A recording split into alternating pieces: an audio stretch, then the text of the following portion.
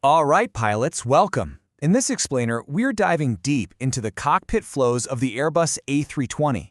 Whether you're just starting your type rating or maybe you just want a solid refresher, we are going to break down the core philosophy that makes this flight deck so incredibly efficient.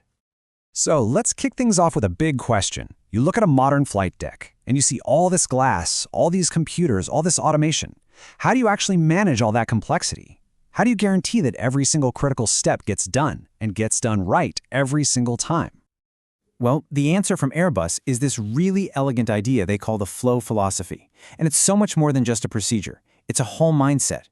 It's about systematic action, which is then followed by verification. You act first, and you confirm second. Simple as that. To really wrap your head around this, you have to understand that in the Airbus world, a flow and a checklist, they are two totally different things, designed for two completely different jobs. And this slide, it lays it out perfectly. A flow is for doing. It's a sequence of actions you perform from memory, silently, moving smoothly through the cockpit. The checklist, that's for verifying. It's your safety net. It is not a to-do list. You use it to confirm that your flow was completed correctly. And all of this leads to the ultimate goal, which is just so cool. It's the dark cockpit principle. In an Airbus, silence is golden. No white lights, no amber cautions, no ECAM messages. That means everything is set up exactly the way it should be. Your flow is what makes the cockpit go dark. Okay, so enough with the theory. Let's get practical and see how this all comes together, starting with the supercritical before start procedures. This is where you're really laying the groundwork for the entire flight. The pilot monitoring is the one who runs this show. And just look at the logic here. It's like a waterfall. You start right at the top, on the overhead panel, getting all the aircraft systems online. Then you flow down to the glare shield to set up the autopilot. From there, it's down to the MCDU to check your numbers. And finally, you land on the pedestal, top to bottom. Super clean, super efficient. You know, the real magic here is the teamwork. While the PM is heads down, running through that flow, what's the pilot flying doing? They're heads up, looking at the big picture, cross-checking the flight plan on their display, and making sure all the entries make sense. It's just perfect crew resource management in action.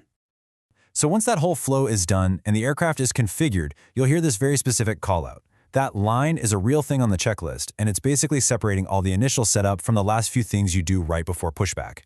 Hearing that call means, okay, we've hit a major milestone and we're ready for the next step.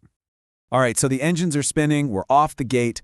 Let's talk about the next set of flows that get us from the standout to the runway ready for departure. The taxi flow is super quick, but man, is it important. As soon as those wheels start rolling, the pilot flying calls for it. And it's just a few quick hits. Making sure the predictive wind shear system is armed, engine mode is set to normal, a quick glance at the ECM status page, and of course a brake check. It makes sure you're safe to move. Okay, we're getting close to the runway now. Think of the before takeoff flow as your final gate check before you commit. It's your last best chance to confirm everything's ready to go. You're checking your instruments, double-checking your takeoff numbers, running a full flight control check, and getting that all-important call from the cabin. And yep, you guessed it, task sharing is absolutely critical here too. The PM is the one handling the flow and reading that final before takeoff checklist.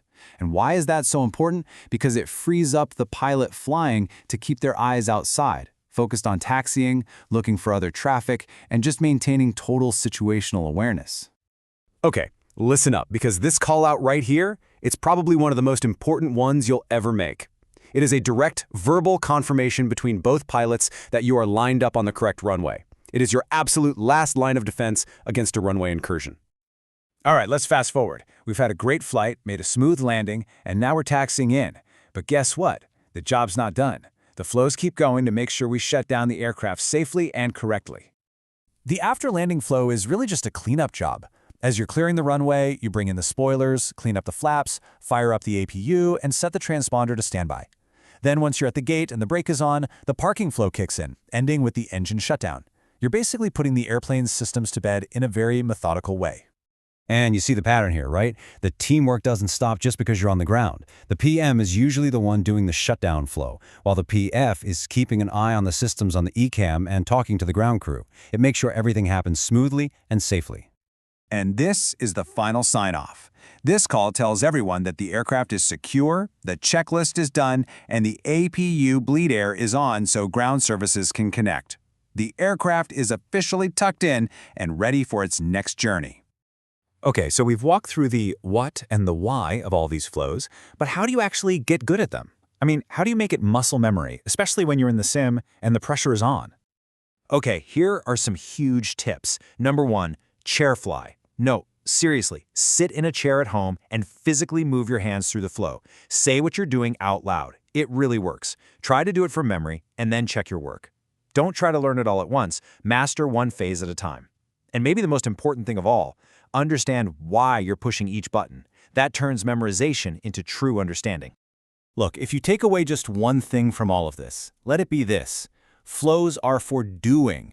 Checklists are for checking. When you truly master that philosophy, you're not just flying an airplane, you're operating it with confidence, with efficiency, and with the highest level of safety. So I'm going to leave you with this final thought. It's one thing to memorize a flow, right? Anybody can do that. But it's another thing to truly understand it, to know the reason behind every single action. So after watching this, which step, which button are you going to look at a little differently now?